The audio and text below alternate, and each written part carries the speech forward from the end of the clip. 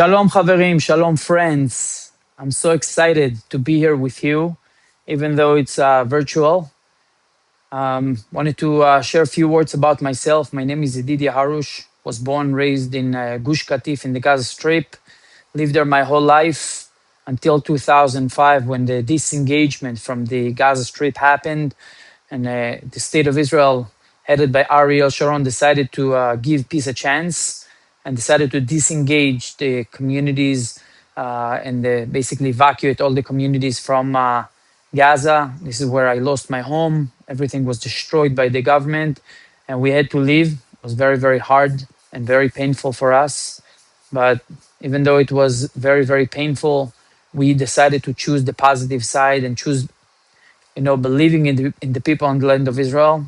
After the disengagement, I was very fortunate to spend 2 years of basketball scholarship in the United States, where I played basketball, learned English, but more than anything, I always share was meeting the Jewish community here in the United States, that in many ways made me a better Zionist that I was before. When I finished high school successfully, I graduated and had a full scholarship to college, decided not to take the college scholarship in America and come back to Israel to join the Israel Defense Forces. After I finished the paratroopers unit that I was part of, I basically joined my friends who were just beginning to build new area in Israel. They went to the government and asked for the next national mission, and the government sent them to this very strategic location on the map on the Gaza and Egypt border called the Chalutza Sand. A lot of people thought that we were crazy and they will never be able to succeed building this area, as this area has never been developed or lived in before. We, as believing strong Zionists, believe that we can achieve it, we can do it, and we started building it. And together with the Jewish National Fund, over the years, from 15 families, we grew to over 500 families today, in a gorgeous region, an oasis of 3 beautiful communities with over 500 families, with agriculture, with growing over 82 different species of fruits and vegetables. Jewish National Fund helped us over the years from day one to develop the land, then build our synagogues and daycare centers and kindergartens and a medical center. Now we're building a trauma center. We're working on a new community center, another synagogue in the third community. We're building a bomb-proof daycare center for babies so they can have a safe space to be in, helping with therapy for the children. Over the years, we managed to deal with a lot of terrorist attacks. The terror threat was not easy on us, but we stayed strong. On October 7th of 2023, we were under a very heavy attack of rockets that landed and exploded inside the community. Together with my family, my 4 children, my wife, we were in a bomb shelter for hours until about 30 minutes into the attack. We got a call from a nearby community called Pri Gan. Terrorists broke into their community and they needed help. And we took the call. To go and help them and basically help save many, many lives during this massacre of October 7th. The first response team of our community went and fought in Pri Gan for a 2 hours battle where the terrorists, were fighting, and they were already inside the people's houses. But after 2 hours, the terrorists realized they're not going to be able to move any forward, and they decided to run away from the community. And by that act of heroism, the first response team of Shlomit managed to save the life the entire Pri Gan community, but not just the community, the entire region, as the terrorists had a plan to massacre and kill the entire region. But our community paid a very heavy price of 4 of my closest friends that were killed on that battle. Aviad Cohen, the 41-year-old, left behind 6 kids. The 37-year-old Oven Shishpotish left behind 4 kids. The 32-year-old Bechol Swede left behind 3 girls. And Oriel Bibi, a 30-year-old officer in the paratroopers, was killed, leaving behind 2 kids.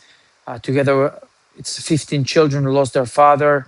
4 others were injured very badly. and took about 4 hours for the IDF to be able to evacuate them to a hospital. The next day, we were all evacuated as a community to a hotel. During that time, I was obviously fighting in Gaza with my unit, destroying Hamas tunnels and terrorist infrastructures, killing terrorists, and helping to save many, many lives and find hostages. And together with my unit, we also paid heavy prices of friends and brothers that were killed and wounded during the battles. Um, Ever since March of 2024, we made the decision to return to our communities, but not just return, come back and rebuild everything that was destroyed, but also make it much greater and better than it was before. And that has been my main focus since we got back, obviously, with doing many, many days of army. And I'm very proud to be part of this area.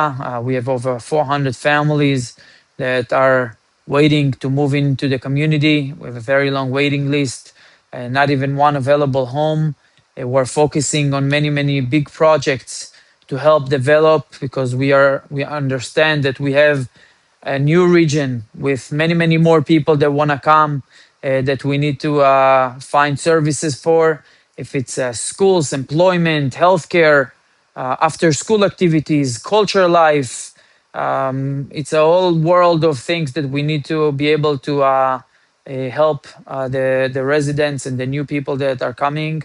But we're proud, and we're now celebrating Israel's 78th birthday, which is a very, very big, time for us.